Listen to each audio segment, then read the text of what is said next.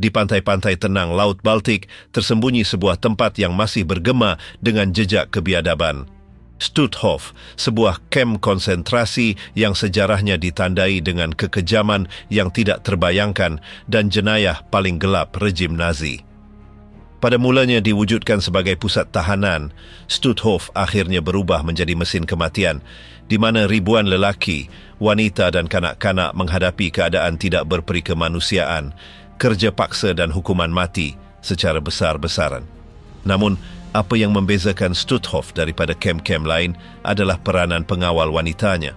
Wanita-wanita muda, kebanyakannya direkrut dari Liga Gadis Jerman, menjadi pelaku jenayah yang kejam, melakukan penyeksaan dan pembunuhan dengan ketenangan yang mengerikan. Tindakan mereka yang tidak berperi kemanusiaan serta penglibatan aktif dalam kekejaman kem menjadikan mereka simbol kejahatan yang biasa dan seakan sudah menjadi norma. Hari ini, kita akan meneroka sejarah Stutthof dan hukuman mati yang kejam oleh pengawal-pengawal ini, sebuah bab dalam sejarah yang mendedahkan sisi tergelap sifat manusia.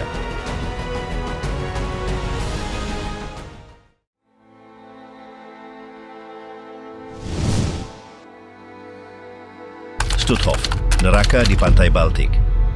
Stutthof, yang terletak berhampiran dengan Bandar Gdańsk di Poland, merupakan kem konsentrasi pertama yang ditubuhkan di luar sempadan Jerman dan salah satu yang terakhir dibebaskan. Penubuhannya pada tahun 1939, hanya beberapa hari selepas pencerobohan Nazi ke Poland, menandakan permulaan satu babak kejam dalam sejarah Perang Dunia Kedua. Pada awalnya, kem ini diwujudkan sebagai pusat tahanan untuk golongan intelektual Poland, tetapi Stutthof dengan cepat berkembang menjadi bahagian penting dalam mesin pembunuhan beramai-ramai Reich Ketiga. Pada mulanya direka untuk menempatkan beberapa ratus tahanan, Stutthof berkembang dengan pesat dari segi saiz dan kapasiti. Antara tahun 1942 dan 1944, kem ini diperluaskan untuk merangkumi bilik gas, krematorium dan rangkaian subkem yang luas. Kemudahan ini mencerminkan perubahan Stutthof menjadi kem pemusnahan, di mana ribuan orang Yahudi, Poland, Soviet serta tahanan perang dari pelbagai negara lain dibunuh secara sistematik. Menjelang akhir perang, lebih daripada 110,000 orang telah melalui pintu gerbang Stutthof. Daripada jumlah itu, dianggarkan 65,000, iaitu lebih daripada separuh, tidak pernah keluar dengan nyawa. Kekurangan zat makanan, penyakit dan keadaan kerja yang amat kejam meragut nyawa ribuan tahanan, manakala yang lain mati dalam hukuman mati beramai-ramai yang dianjurkan oleh pihak Nazi. Kehidupan di Stutthof direka untuk menghancurkan tubuh dan semangat tahanan. Sejak ketibaan mereka, tahanan mengalami proses dehumanisasi secara menyeluruh. Mereka dilucutkan daripada segala barang milik peribadi, diberikan nombor pengenalan dan dipaksa memakai pakaian seragam bergaris yang menjadikan mereka sekadar bayangan diri mereka yang terdahulu. Kelaparan menjadi perkara biasa di kem ini. Bekalan makanan harian hanya terdiri daripada sekeping roti keras dan sup cair yang hampir tidak mengandungi nutrisi. Para tahanan bekerja selama berjam-jam dalam keadaan yang sangat melelahkan, sama ada membina infrastruktur kem, menghasilkan peluru atau melakukan kerja-kerja pertanian. Mereka yang menjadi terlalu lemah akan ditandai untuk dilenyapkan. Sebuah testimoni daripada seorang yang terselamat yang direkodkan pada tahun 1945 menggambarkan kesan dahsyat daripada keadaan ini.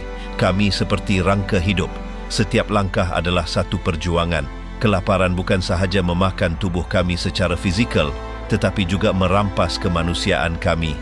Dingin musim sejuk di wilayah Baltik semakin memburukkan penderitaan para tahanan.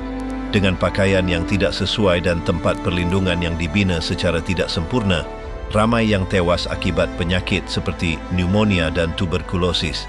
Sekarang setelah memahami konteks ini, kita akan menceritakan sesuatu yang pada zaman itu kelihatan tidak dapat dibayangkan. Pada tahun 1942, satu figura baharu muncul dalam struktur Stutthof, Aufseherinnen atau pengawal wanita. Direkrut secara kerap dari Liga Gadis Jerman yang dikenali sebagai BDM. Wanita-wanita muda ini dilatih untuk mengawasi tahanan dan mengekalkan ketertiban di kem. Walaupun pada awalnya jumlah mereka terhad, pengawal wanita semakin memainkan peranan yang penting seiring dengan pertumbuhan kem tersebut. Aufseherinen bertanggung jawab mengawasi para tahanan dan pada masa yang sama, mereka turut terlibat secara aktif dalam hukuman dan pelaksanaan hukuman mati. Beberapa daripada mereka memperoleh reputasi kerana kekejaman mereka, menggunakan kaedah sadis untuk menyebabkan penderitaan. Antaranya ialah Jenny Wanda Bachmann, yang dikenali kerana penampilannya yang menarik tetapi memiliki sikap yang tidak berperi kemanusiaan. Dia sering memilih tahanan untuk dihantar ke bilik gas dengan senyuman di wajahnya. Para pengawal wanita ini juga mengawasi kerja-kerja tahanan di kilang dan bengkel dalam kem tersebut. Diketahui bahawa mereka mengenakan hukuman fizikal walaupun atas kesilapan kecil menggunakan cambuk dan alat penyiksaan lain.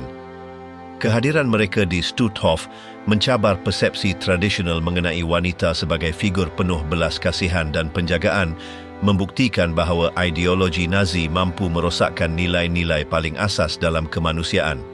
Namun, satu persoalan timbul, apakah tujuan akhir Stutthof? Menjelang tahun 1944, dengan kemarahan Tentera Merah, pihak Nazi meningkatkan usaha untuk memusnahkan sebarang bukti jenayah mereka di Stutthof. Namun begitu, hukuman mati secara besar-besaran tetap diteruskan hingga ke hari-hari terakhir kewujudan kem tersebut. Ketika para tahanan dihantar dalam perarakan kematian menuju ke kem-kem lain atau ke pedalaman Jerman, kengerian Stutthof tersebar melangkaui sempadannya. Dan itu adalah perkara seterusnya yang akan kita kupas. Apakah yang dikenali sebagai perarakan kematian ini dan apakah implikasinya terhadap fizikal serta mental tahanan? Perarakan kematian, hari-hari terakhir dalam kengerian. Dalam bulan-bulan terakhir Perang Dunia Kedua, ketika kekalahan Nazi menjadi tidak dapat dielakkan, kem-kem konsentrasi berubah menjadi pentas bagi kengerian yang lebih besar.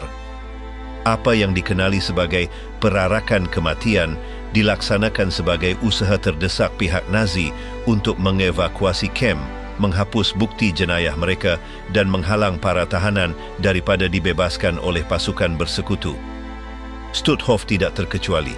Antara penghujung tahun 1944 dan awal tahun 1945, puluhan ribu tahanan dipaksa berjalan dalam jarak jauh dalam keadaan yang melampau.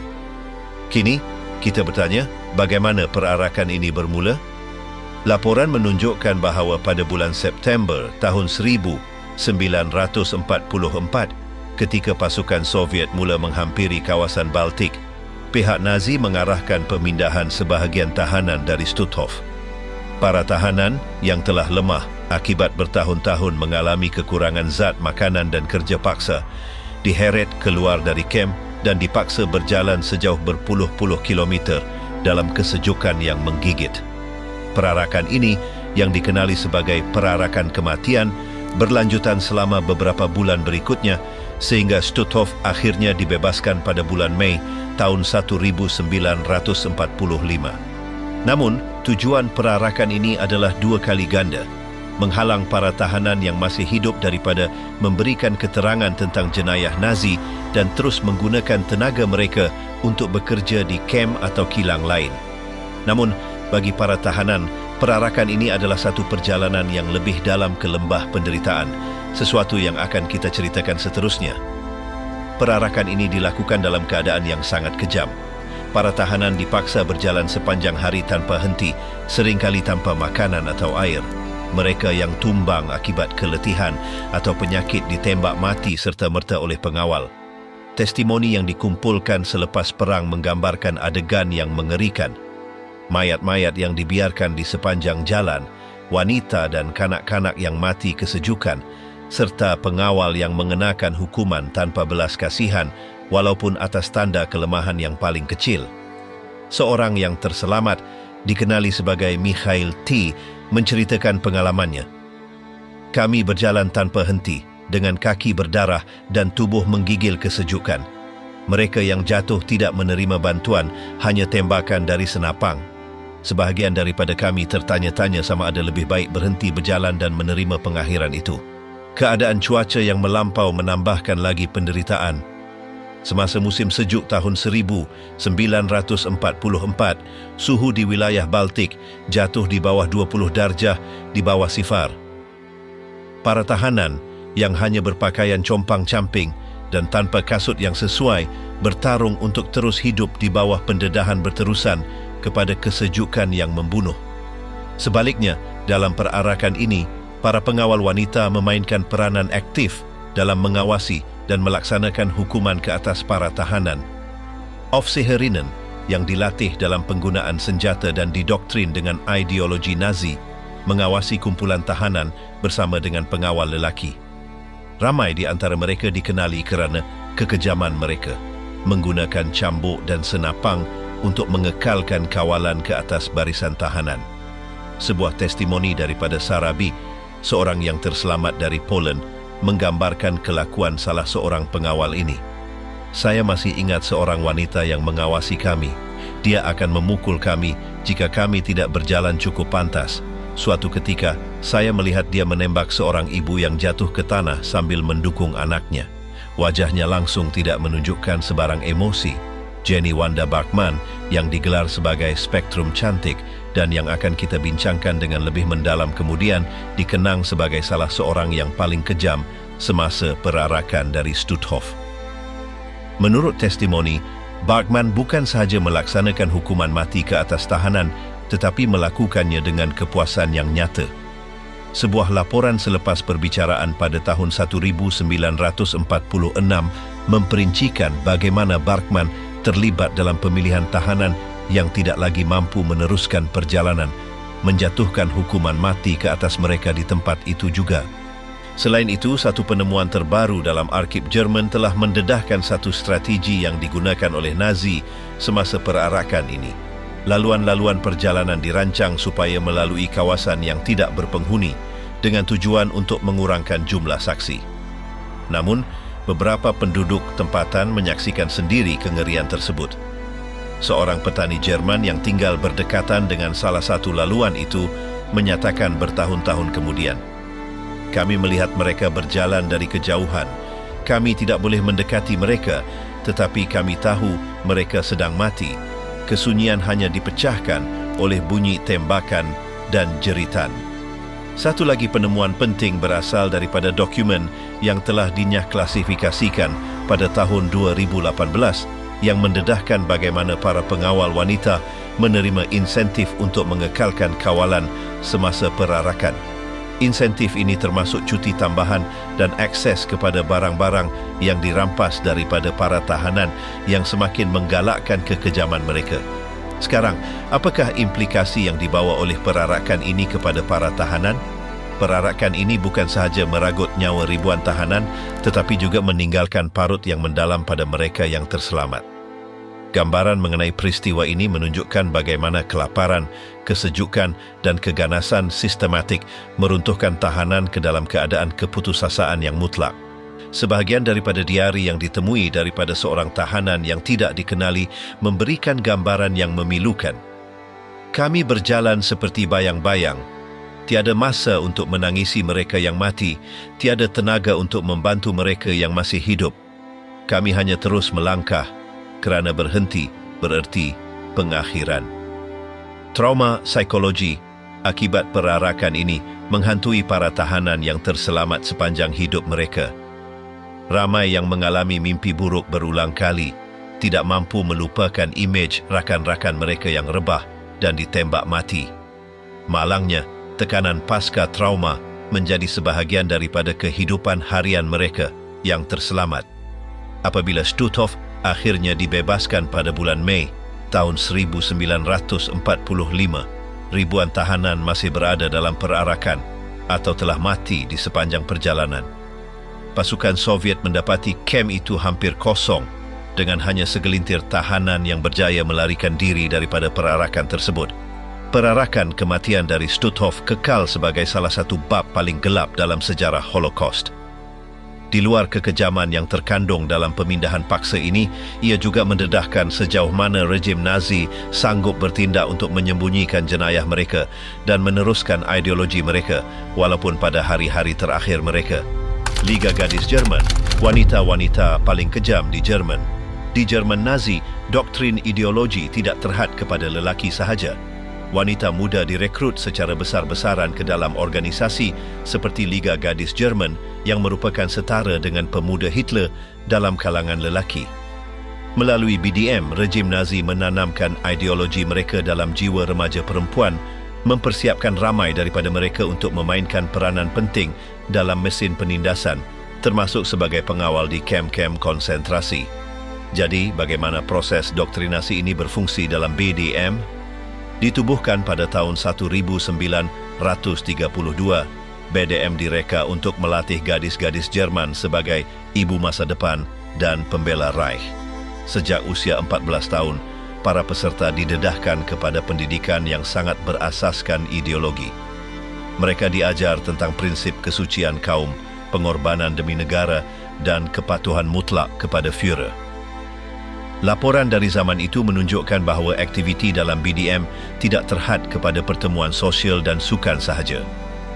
Ia juga merangkumi pelajaran tentang biologi perkauman serta kewajipan mempertahankan Reich daripada musuh-musuhnya. Seorang bekas peserta program ini, dikenali sebagai Ingrid H., menceritakan beberapa dekad kemudian, "Kami diajar bahawa kami adalah lebih unggul, bahawa darah kami menjadikan kami istimewa. Pada usia 13 tahun, kami sudah percaya bahawa adalah tanggungjawab kami untuk melindungi keagungan Jerman." Dengan bermulanya perang, ramai wanita muda yang dilatih dalam BDM direkrut untuk bekerja di kilang, hospital atau sebagai pembantu di barisan hadapan. Namun, apabila keperluan tenaga kerja di kem konsentrasi meningkat, sebilangan daripada mereka dipindahkan ke peranan sebagai pengawal. Latihan untuk menjadi Aufseherinnen, pengawal wanita, merangkumi pengajaran dalam penggunaan senjata, taktik pemantauan dan yang paling utama, prosesnya sensitiviti terhadap penderitaan manusia. Para pelatih mereka diajar bahawa para tahanan adalah musuh Reich dan tidak layak diberi belas kasihan. Menariknya, dokumen yang baru-baru ini dinyah klasifikasikan mendedahkan bahawa ramai daripada wanita ini menerima jawatan mereka bukan hanya kerana ideologi, tetapi juga kerana insentif material. Pengawal di kem menerima catuan makanan yang lebih baik, pakaian dan keistimewaan yang tidak tersedia untuk pekerja awam yang lain. Walaupun propaganda Nazi menggambarkan Aufseherinnen sebagai pembela setia negara, testimoni selepas perang menunjukkan bahawa motivasi mereka pelbagai. Ada yang benar-benar percaya dengan doktrin Nazi akibat doktrinasi mendalam, sementara yang lain melihat peranan ini sebagai peluang untuk meningkatkan status sosial atau melarikan diri daripada kemiskinan. Seperti dalam kes Jenny Wanda Bachmann, salah seorang pengawal paling dikenali di Stutthof. Dia adalah contoh jelas peralihan ini. Dia menyertai BDM pada usia 15 tahun dan pada usia 22 bekerja sebagai Aufseherin di kem. Testimoni dari zaman itu menggambarkan bagaimana dia menggunakan kedudukannya untuk melakukan kekejaman melampau, tetapi juga untuk mendapatkan kemewahan peribadi. Semasa perbicaraannya pada tahun 1946, seorang saksi menyatakan dia sentiasa berpakaian rapi dengan rambut tersusun dan bibirnya dicat merah. Dia kelihatan menikmati kuasanya seolah-olah dia seorang selebriti dan bukannya seorang pengawal. Namun sebentar lagi, kami akan menceritakan segala-galanya mengenai hukuman mati yang mengerikan yang dilaksanakan oleh wanita ini. Proses mengubah wanita biasa menjadi pelaku jenayah besar-besaran ini dipermudahkan oleh persekitaran budaya dan politik Jerman Nazi. Antisemitisme, penghinaan terhadap golongan yang dianggap rendah, serta pemujaan terhadap pengorbanan kolektif telah dinormalisasi dalam pendidikan dan propaganda. Satu penemuan penting dalam arsip zaman itu ialah sebuah manual yang digunakan untuk melatih para Aufseherinnen. Dokumen ini mengarahkan para pengawal tentang cara mengekalkan disiplin dan melaksanakan hukuman, dengan menekankan bahawa rasa belas kasihan adalah tanda kelemahan, dan bahawa tugas mereka adalah untuk menjadi tidak berbelas kasihan. Pada tahun 1944, keperluan terdesak untuk tenaga kerja menyebabkan pihak berkuasa Nazi merekrut wanita yang bahkan tidak mempunyai pengalaman sebelumnya dalam BDM. Pengawal-pengawal baharu ini, walaupun kurang didoktrin, dengan cepat mengamalkan kekejaman yang menjadi ciri rakan-rakan mereka. Satu dokumen yang baru-baru ini ditemui menyatakan bahawa ramai daripada wanita ini menggunakan cambuk bukan sahaja sebagai alat kawalan, tetapi juga sebagai simbol status dalam kem tersebut. Ewa Paradis, seorang lagi pengawal yang terkenal di Stutthof, dikenang kerana kaedahnya yang sangat sadis. Dikatakan bahawa dia menganjurkan permainan di mana dia memaksa para tahanan melakukan tugas-tugas mustahil, menghukum mereka dengan pukulan atau hukuman mati apabila mereka gagal, seperti yang sudah dijangka. Semasa perbicaraannya, seorang yang terselamat menceritakan dia mempunyai ketawa yang membuat darah membeku. Seolah-olah dia menikmati setiap saat penderitaan kami. Apa yang paling mengganggu dalam kisah para pengawal wanita di Stutthof ialah bagaimana wanita-wanita ini, kebanyakannya muda dan kelihatan biasa, menjadi sebahagian aktif dalam sistem penindasan dan kematian. Fenomena ini menimbulkan persoalan sukar mengenai sifat kejahatan dan bagaimana ideologi mampu merosakkan walaupun mereka yang sepatutnya melambangkan belas kasihan dan penjagaan. Kes Elizabeth Becker, salah seorang pengawal termuda di Stutthof, menggambarkan peralihan ini. Dilahirkan pada tahun 1924, Becker menyertai BDM semasa remajanya dan ditugaskan ke Stutthof pada usia 20 tahun. Walaupun pada awalnya dia enggan mengambil bahagian dalam penyeksaan, dia dengan cepat menyesuaikan diri dengan amalan kejam di kem tersebut. Semasa perbicaraannya dia menyatakan, "Saya hanya mengikut arahan. Saya tidak tahu bagaimana untuk berhenti." Wanita-wanita yang berpindah dari BDM ke kem konsentrasi bukanlah raksasa dalam erti kata tradisional, tetapi mereka menjadi bahagian penting dalam mesin pembunuhan beramai-ramai Nazi. Transformasi mereka daripada gadis-gadis idealis kepada pelaku jenayah yang mengerikan mencerminkan bagaimana doktrinasi dan propaganda boleh menghilangkan rasa kemanusiaan walaupun dalam kalangan mereka yang kelihatan biasa. Tetapi kini, kami akan menceritakan segala yang dilakukan oleh wanita-wanita yang telah kami sebutkan. Mereka yang menjadi watak utama dalam noda hitam sejarah yang berlaku semasa Perang Dunia Kedua. Kepribadian kejam. Pengawal-pengawal paling kejam di Stutthof. Seperti yang telah disebutkan, dalam kengerian kem konsentrasi Stutthof, beberapa individu menonjol bukan sahaja kerana penglibatan mereka dalam jenayah, tetapi juga kerana kekejaman luar biasa yang mereka lakukan. Antara mereka, pengawal Jenny Wanda Bachmann, Ewa Paradis dan Elizabeth Becker menjadi simbol utama kepada penyahmanusiaan ekstrim yang mencirikan rejim Nazi. Melalui tindakan mereka, wanita-wanita ini membuktikan bagaimana kuasa dan doktrinasi mampu mengubah individu biasa menjadi agen keganasan. Spektrum cantik. Jenny Wanda Bachmann. Jenny Wanda Bachmann yang telah disebutkan secara ringkas sebelum ini dalam dokumentari ini dilahirkan pada tahun 1922 dan merupakan salah seorang pengawal paling dikenali di Stutthof. Digelar sebagai spektrum cantik, penampilannya bertentangan dengan kekejamannya. Tinggi, berambut perang dan berwajah lembut, Bachmann menggunakan imejnya untuk memberikan rasa tenang yang palsu sebelum melakukan kekejaman yang mengerikan. Testimoni daripada mereka yang terselamat menggambarkan bagaimana dia mengawasi pelaksanaan hukuman mati dengan ketenangan yang menakutkan. Menurut satu laporan yang dikemukakan semasa perbicaraan pada tahun 1946 di Gdansk, Bachmann memilih tahanan untuk dihantar ke bilik gas dengan senyuman dan sering menghina mangsa sebelum kematian mereka. Salah satu testimoni yang paling mengejutkan datang daripada seorang tahanan Yahudi yang terselamat daripada Stutthof. Dia berjalan di antara kami seolah-olah sedang memilih bunga. Wajahnya tidak pernah menunjukkan penyesalan walaupun ketika dia melihat ke dalam mata mereka yang dia tahu akan mati. Satu penemuan yang belum pernah didedahkan dalam arsip Poland menunjukkan bahawa Barkman juga terlibat dalam eksperimen perubatan yang dilakukan ke atas tahanan. Walaupun butiran penuh mengenai penglibatannya tidak diketahui, terdapat dokumentasi yang menunjukkan bahawa dia mengawasi prosedur yang mengakibatkan kematian beberapa subjek ujian. Guru permainan mengerikan, Ewa Paradis. Ewa Paradis dilahirkan pada tahun 1921, merupakan salah satu individu yang paling ditakuti di Stutthof. Sifat sadisnya menjadikannya satu ancaman yang mengerikan bagi para tahanan.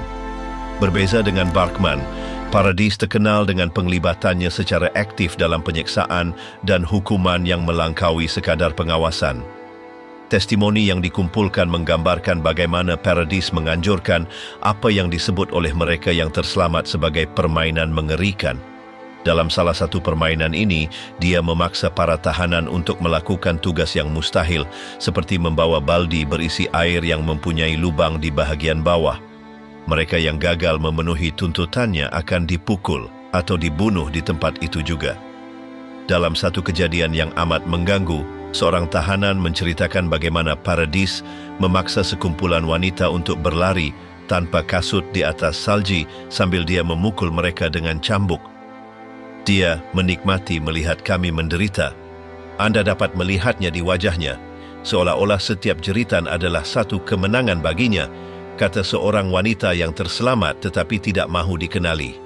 Dokumen yang dinyah klasifikasikan pada tahun 2020 mendedahkan bahawa Paradis juga terlibat dalam pengawasan perarakan kematian dari Stutthof. Semasa pemindahan paksa ini, kelakuannya yang sadis dilaporkan oleh beberapa saksi yang menyatakan bahawa dia menembak para tahanan tanpa alasan yang jelas, walaupun mereka mematuhi arahan. Pengawal termuda tetapi kejam, Elizabeth Becker. Elizabeth Becker dilahirkan pada tahun 1924, mewakili satu kes yang berbeza daripada Barkman dan Paradis. Pada usia 20 tahun, dia menjadi salah seorang pengawal termuda di Stutthof. Walaupun pada mulanya dia digambarkan sebagai seorang wanita muda yang pemalu dan patuh, pengalamannya di kamp tersebut menunjukkan transformasi yang menggambarkan bagaimana kuasa dan doktrinasi boleh dengan cepat merosakkan sesiapa sahaja tanpa mengira usia atau kepercayaan mereka. Becker pernah bekerja di sebuah kilang sebelum direkrut sebagai Aufseherin pada tahun 1944. Walaupun dia tidak mempunyai pengalaman sebelumnya, dia dengan pantas menyesuaikan diri dengan keadaan di kamp, mengambil bahagian dalam pemilihan tahanan untuk dihantar ke bilik gas serta terlibat dalam hukuman fizikal. Seorang yang terselamat dari Stutthof mengingat bagaimana Becker mengawasi pembakaran mayat di krematorium. Dia tidak banyak bercakap, tetapi kehadirannya sudah cukup untuk menakutkan kami. Ada sesuatu yang mengganggu dalam cara dia memerhati, seolah-olah dia sedang belajar daripada setiap tindakan kekejaman. Semasa perbicaraannya, Becker cuba menampilkan dirinya sebagai seorang yang tidak bersalah, berhujah bahawa usia muda dan kekurangannya dalam pengalaman telah menyebabkan dia melakukan kesilapan. Namun, testimoni dan bukti menunjukkan bahawa dia secara aktif mengambil bahagian dalam kekejaman di kamp tersebut. Satu butiran yang menarik yang didedahkan dalam perbicaraannya ialah Becker pernah menulis surat kepada keluarganya semasa berada di Stutthof, menggambarkan kerjanya sebagai sukar tetapi perlu demi melindungi Jerman. Surat-surat ini yang disimpan dalam arsip Poland memberikan gambaran tentang bagaimana doktrinasi telah membentuk persepsinya terhadap jenayah yang dilakukannya. Dengan segala kengerian yang dilakukan oleh wanita-wanita ini, apakah nasib mereka? Tindakan Barkman, Paradis dan Becker tidak terlepas daripada hukuman. Semasa perbicaraan Stutthof pada tahun 1946, ketiga-tiga mereka didapati bersalah atas jenayah perang dan jenayah terhadap kemanusiaan. Barkman dan Paradis dijatuhkan hukuman mati dan dihukum bunuh secara terbuka di Gdansk, manakala Becker juga menerima hukuman mati walaupun dia menunjukkan penyesalan dalam kenyataan terakhirnya. Perbicaraan dan hukuman mereka menyampaikan mesej yang jelas tentang tanggungjawab individu dalam jenayah Nazi. Satu penemuan terbaru dalam arsip Jerman mendedahkan bahawa Barkman tidak lama sebelum dia ditangkap, cuba melarikan diri melintasi sempadan ke Denmark dengan menggunakan dokumen palsu. Walaupun dia berjaya ditahan, percubaannya ini menekankan bagaimana ramai daripada mereka yang bertanggungjawab cuba mengelak daripada keadilan selepas kejatuhan Reich ketiga. Satu lagi dokumen yang dinyah-klasifikasikan pada tahun 2019 mengandungi testimoni daripada tentera Soviet yang terlibat dalam pembebasan Stutthof. Salah seorang daripada mereka menyatakan bahawa dia menemui rekod peribadi Paradis yang mengandungi senarai hukuman yang telah dikenakan kepada tahanan bersama dengan komen peribadi mengenai keberkesanannya. Tanpa ragu, ini adalah bukti dan testimoni yang belum pernah didedahkan sebelum ini daripada mereka yang malangnya telah mengalami neraka di bumi dalam kem-kem konsentrasi ini. Lebih menyedihkan lagi, mereka terpaksa berhadapan dengan pengawal yang begitu sadis, ganas, kejam dan tidak berperi kemanusiaan seperti Spektrum Cantik, Ewa Paradis dan Elisabeth Becker yang dianggap sebagai iblis dalam kem konsentrasi Nazi itu. Keadilan yang tertangguh, perbicaraan Stutthof. Pada musim panas tahun 1946, lebih sedikit daripada setahun selepas pembebasan kem konsentrasi Stutthof, bermulalah salah satu perbicaraan paling penting dalam era pasca perang di Eropah Timur. Dijalankan di Gdańsk, Poland, proses bersejarah ini menandakan usaha yang signifikan untuk membawa ke muka pengadilan mereka yang bertanggungjawab terhadap jenayah yang dilakukan di salah satu kem paling brutal dalam rejim Nazi. Antara yang didakwa adalah bekas pegawai dan pengawal Stutthof, termasuk beberapa wanita yang kekejaman mereka meninggalkan kesan mendalam dalam ingatan para tahanan yang terselamat. Perbicaraan Stutthof dijalankan di bawah pengawasan sebuah tribunal khas Poland dan mendapat liputan antarabangsa yang meluas. Secara keseluruhan, 13 tertuduh menghadapi pertuduhan, termasuk 6 wanita yang pernah berkhidmat sebagai pengawal di kem tersebut. Proses ini merupakan salah satu yang pertama mengiktiraf tanggungjawab wanita dalam jenayah perang, satu isu yang sering diketepikan dalam perbicaraan lain pada zaman itu. Pemilihan tertuduh dibuat berdasarkan bukti yang dikumpulkan sejurus selepas pembebasan kem. Foto-foto, rekod pentadbiran dan testimoni mereka yang terselamat menjadi bukti utama. Salah satu dokumen yang paling mengejutkan adalah laporan yang disusun oleh Tentera Merah selepas membebaskan kem yang memperincikan keadaan para tahanan serta kekejaman yang dilakukan oleh kaki tangan kem. Antara mereka yang didakwa termasuklah individu utama seperti Jenny Wanda Bachmann, Ewa Paradis dan Elisabeth Becker yang tindakan mereka telah dilaporkan oleh ramai tahanan yang terselamat. Selain itu, beberapa pegawai lelaki di kem tersebut juga dihadapkan ke mahkamah kerana bertanggungjawab mengawasi pelaksanaan hukuman mati beramai-ramai dan perarakan kematian. Satu gambaran yang menggemparkan mengenai perbicaraan ini datang daripada seorang wartawan Poland yang menghadiri perbicaraan. Para tertuduh duduk dalam diam dengan ekspresi yang berkisar antara tidak peduli hingga cemas. Ada yang cuba membela diri dengan alasan bahawa mereka hanya menurut perintah, sementara yang lain hanya membisu. Perbicaraan ini turut menampilkan testimoni lebih daripada 30 tahanan yang terselamat, yang kata-kata mereka meninggalkan mahkamah dan khalayak dalam keadaan terdiam. Kisah-kisah mereka memperincikan keadaan tidak berperi kemanusiaan di kem tersebut. Hukuman yang amat kejam serta hukuman mati tanpa bicara yang dilaksanakan di bawah pengawasan tertuduh. Salah satu testimoni yang paling menyayat hati datang daripada Anna K., seorang wanita Yahudi yang terselamat dari Stutthof dan menggambarkan bagaimana Jenny Wanda Bachmann memilih tahanan untuk dihantar ke bilik gas. Saya masih ingat bagaimana dia berjalan di antara kami tersenyum. Dia memandang kami seolah-olah kami bukan manusia. Saya tidak akan melupakan pandangan terakhir adik saya ketika dia dibawa ke bilik gas. Seorang lagi yang terselamat, seorang lelaki yang dikenali sebagai Piotr S., menceritakan bagaimana Ewa Paradis memukulnya sehingga tidak sedarkan diri kerana gagal menyelesaikan satu tugas yang tidak masuk akal. Dia menikmati kuasanya. Ia bukan sekadar mematuhi arahan. Ia adalah sesuatu yang bersifat peribadi baginya. Sekarang keadilan baru sahaja bermula bagi mereka kerana jenayah yang dilakukan telah dibuktikan. Mahkamah mengumpulkan bukti yang tidak dapat disangkal mengenai jenayah yang dilakukan di Stutthof yang merangkumi penglibatan langsung tertuduh dalam pemilihan tahanan untuk dihantar ke bilik gas, penyeksaan dan hukuman fizikal yang dikenakan ke atas tahanan seringkali atas alasan yang remeh, pengawasan perarakan kematian di mana ribuan tahanan mati akibat kelaparan, kesejukan atau hukuman mati tanpa perbicaraan. Satu dokumen yang dinyah klasifikasikan pada tahun 1995 mendedahkan bahawa para tertuduh termasuk Bachmann dan Paradis telah menandatangani perintah khusus yang memperincikan jumlah tahanan yang dihantar ke bilik gas pada hari-hari tertentu. Bukti ini menolak sebarang dakwaan ketidaktahuan oleh para tertuduh. Sebaliknya, pada hari 31 bulan Mei tahun 1946, Mahkamah mengeluarkan keputusan akhirnya. Daripada 13 tertuduh, 11 telah dijatuhi hukuman mati, termasuk semua pengawal wanita yang hadir dalam perbicaraan. 2 yang lain dijatuhi hukuman penjara yang panjang.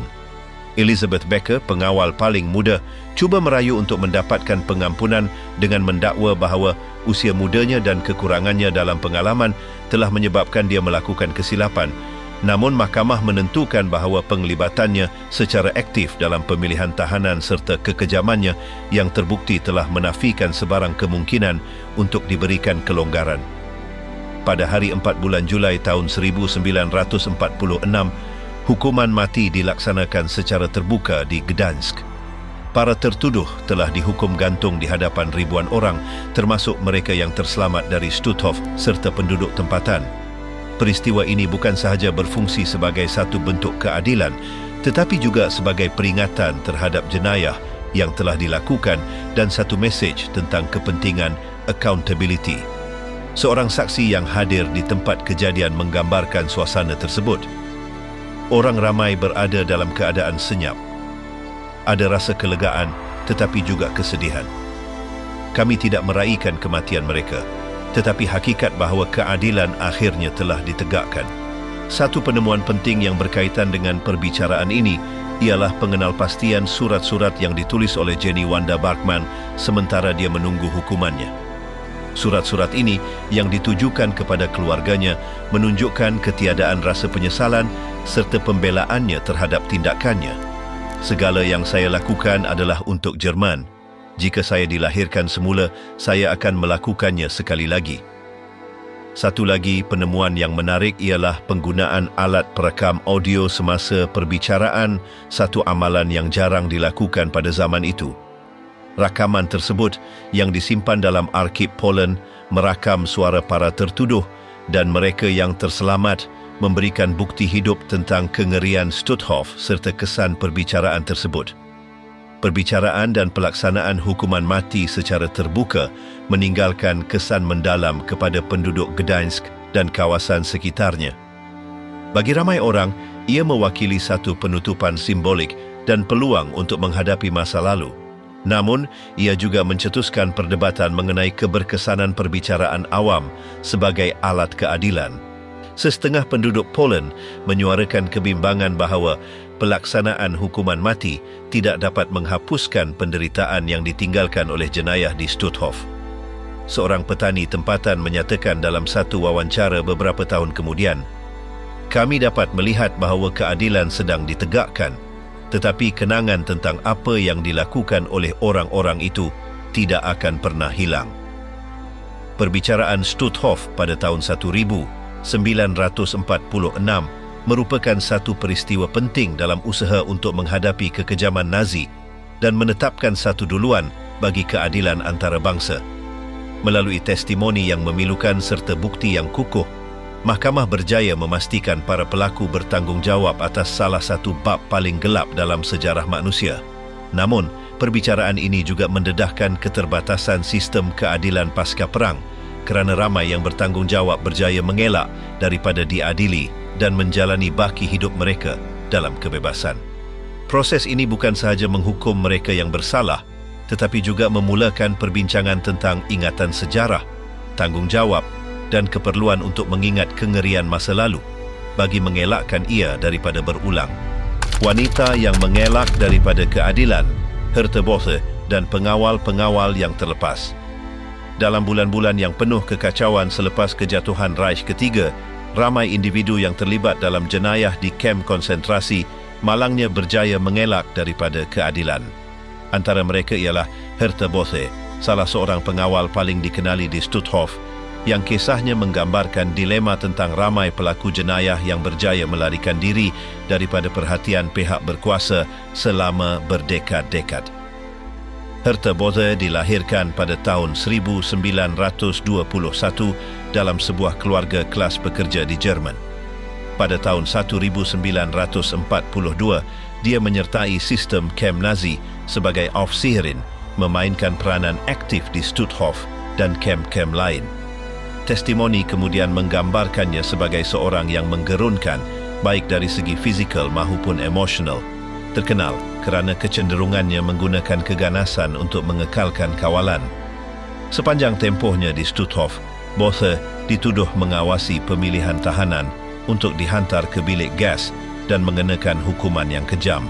Seorang tahanan yang terselamat, dikenali sebagai Samuel K., mengingatinya dengan berkata, "Pandangan matanya begitu dingin, jika anda cuba menjelaskan sesuatu, dia akan menjawab dengan pukulan."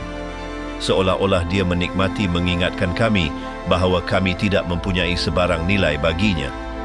Namun, tidak seperti pengawal lain yang diadili pada tahun 1946, Bothe berjaya menghilangkan diri selepas pembebasan kem. Dengan memanfaatkan kekacauan pasca perang, dia menyusup masuk dalam kalangan pelarian dan berjaya mengelak daripada dikenali selama beberapa tahun. Herta Bothe bukan satu-satunya yang melarikan diri.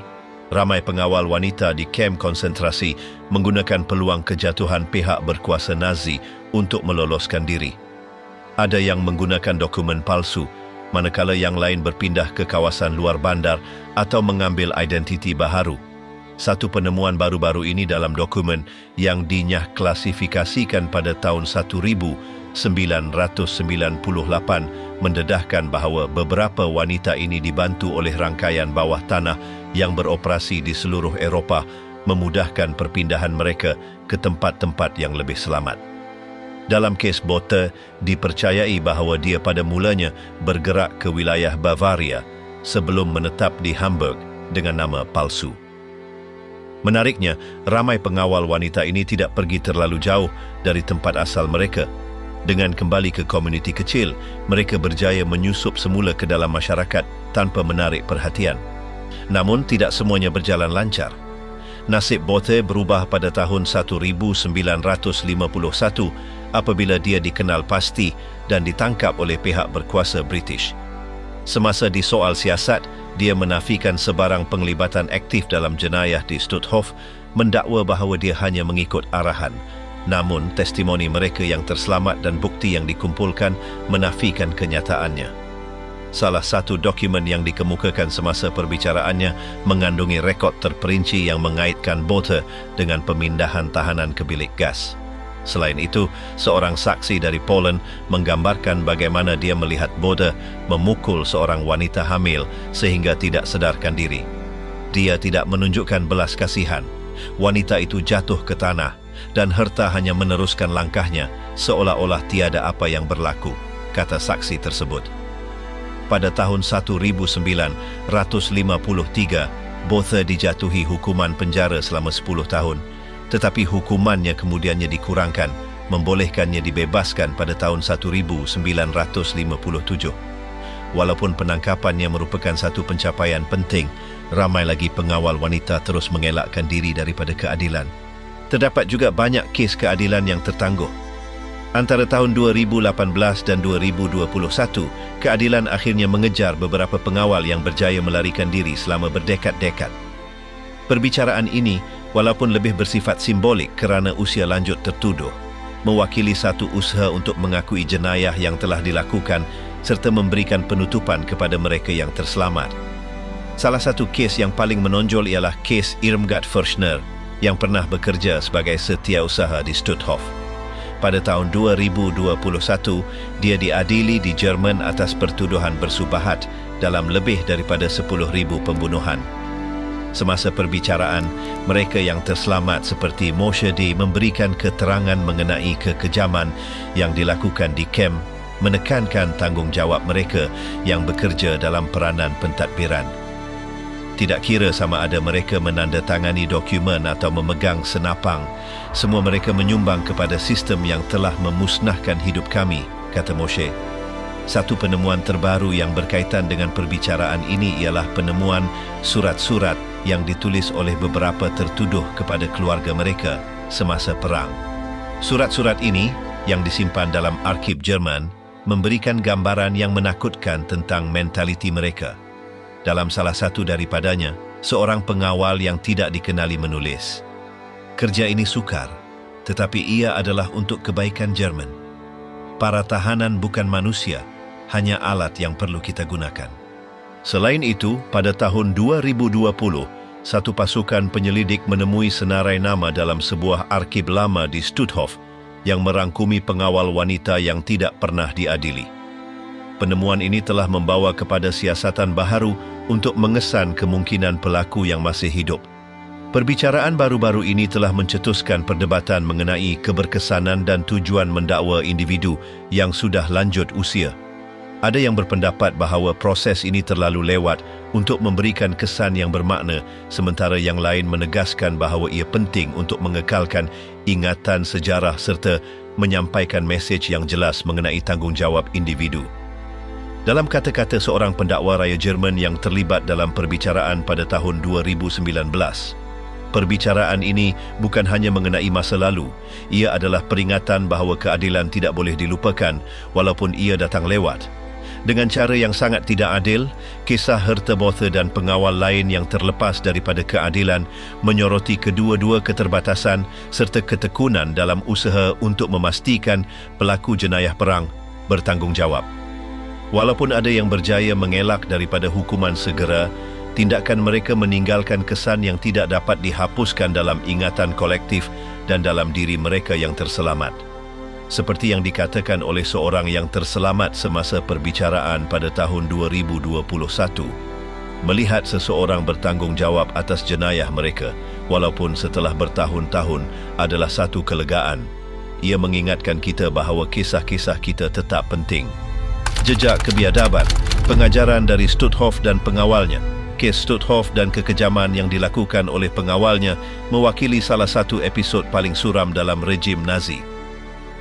Di luar jenayah yang telah didokumentasikan, sejarah kem konsentrasi ini meninggalkan warisan sejarah dan moral yang menuntut renungan mendalam. Stutthof, sebagai kem konsentrasi pertama yang dibina di luar Jerman, melambangkan perluasan mesin pembunuhan beramai-ramai Nazi ke wilayah yang diduduki. Sepanjang tempoh 6 tahun operasinya, dari tahun 1939 hingga tahun 1945, Stutthof berkembang daripada sebuah pusat tahanan menjadi sebuah kem pemusnahan, menyesuaikan diri dengan keperluan rejim untuk melaksanakan solusi akhir yang akan kita sebut dengan cara ini untuk mengelakkan sebutan yang lebih kejam. Kem ini dibebaskan pada bulan Mei tahun 1945, tetapi kesan kengerian yang ditinggalkannya berlanjutan jauh selepas itu. Perbicaraan yang menyusul, testimoni mereka yang terselamat, serta penemuan dalam arsipnya telah membolehkan pendokumentasian yang terperinci mengenai skala jenayah yang dilakukan. Namun proses ini juga mendedahkan kelemahan dalam sistem keadilan pasca perang, kerana ramai pelaku jenayah berjaya menghindari hukuman selama berdekad-dekad. Satu fakta yang kurang diketahui ialah antara dokumen yang ditemui di Stutthof, terdapat sebuah diari milik seorang pegawai Nazi yang mengawasi kem tersebut. Dalam catatannya, dia merujuk kepada tahanan sebagai nombor tanpa nama dan menggambarkan bilik gas sebagai penyelesaian teknikal. Penemuan ini mengukuhkan bagaimana rejim Nazi secara sistematik menyahmanusiakan mangsanya, mengubah genosid menjadi satu proses birokratik. Penglibatan pengawal wanita dalam jenayah di Stutthof merupakan aspek yang telah mencetuskan perdebatan akademik dan sejarah yang hebat. Wanita-wanita ini, ramai daripada mereka masih muda dan direkrut melalui Liga Gadis Jerman, memainkan peranan aktif dalam penyeksaan, hukuman mati dan pengawasan tahanan.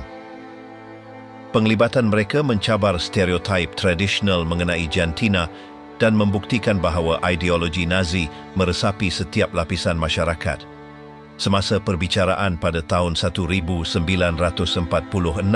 testimoni daripada mereka yang terselamat mendedahkan tahap kekejaman pengawal wanita ini. Namun, tindakan mereka juga menimbulkan persoalan mengenai tanggungjawab individu dan sejauh mana doktrinasi mampu mengubah individu biasa menjadi pelaku jenayah besar-besaran. Satu frasa yang direkodkan semasa perbicaraan Ewa Paradis menangkap dualiti ini. Dia bukan raksasa, dia seorang wanita biasa yang berubah menjadi sesuatu yang tidak dapat dibayangkan. Kajian mengenai Stutthof dan pengawalnya bukan sekadar pandangan ke masa lalu, ia juga merupakan satu amaran untuk masa kini dan masa depan. Hanya dengan membayangkan apa yang akan terjadi sekiranya sesuatu seperti ini berlaku dalam zaman kita sudah cukup mengerikan. Kekejaman yang dilakukan di kem ini menunjukkan bagaimana sebuah sistem ideologi mampu merosakkan institusi, menormalkan keganasan, dan menyahmanusiakan keseluruhan kumpulan manusia. Satu pengajaran yang sangat penting ialah kepentingan memelihara ingatan sejarah, mengekalkan testimoni mereka yang terselamat, dokumen-dokumen serta tapak-tapak sejarah adalah penting bagi mengelakkan peristiwa ini dikurangkan kepentingannya atau diputarbelitkan. Dalam kata-kata seorang ahli sejarah Poland yang bekerja dalam pemeliharaan Stutthof, setiap batu di kem ini menceritakan sebuah kisah.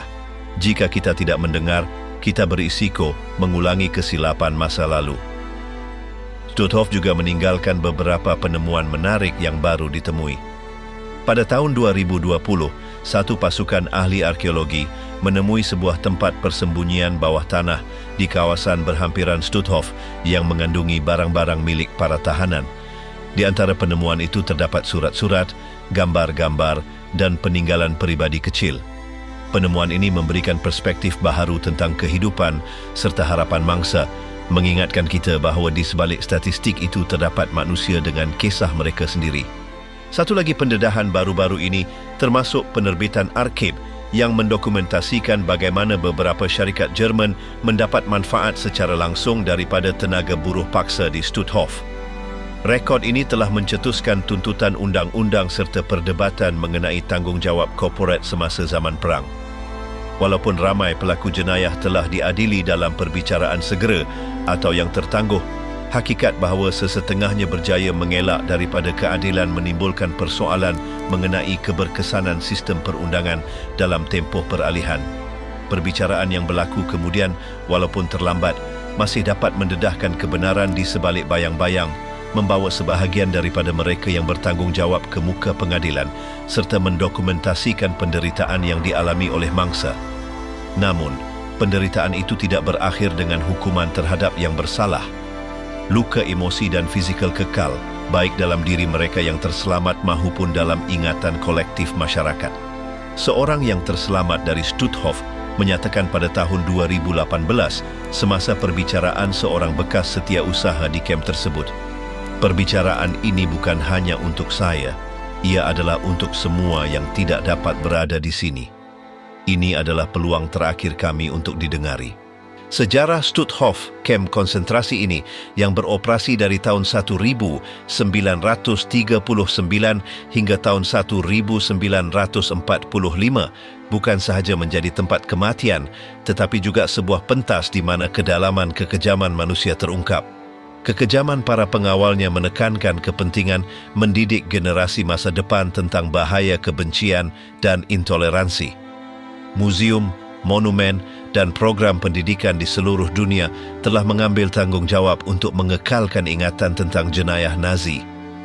Di Jerman, Poland dan negara-negara lain, inisiatif seperti lawatan sekolah ke tapak-tapak bersejarah dan projek pendokumentasian telah membantu memberi konteks kepada peristiwa ini serta mendorong renungan tentang bagaimana masyarakat boleh menolak kemunculan semula ideologi ekstremis. Hari ini, ketika kita merenungkan kekejaman ini, kita harus berikrar untuk mengekalkan ingatan sejarah, mempertahankan maruah manusia, dan mendidik generasi akan datang supaya tragedi ini tidak berulang lagi. Sejarah Stutthof adalah satu amaran yang tidak boleh kita abaikan.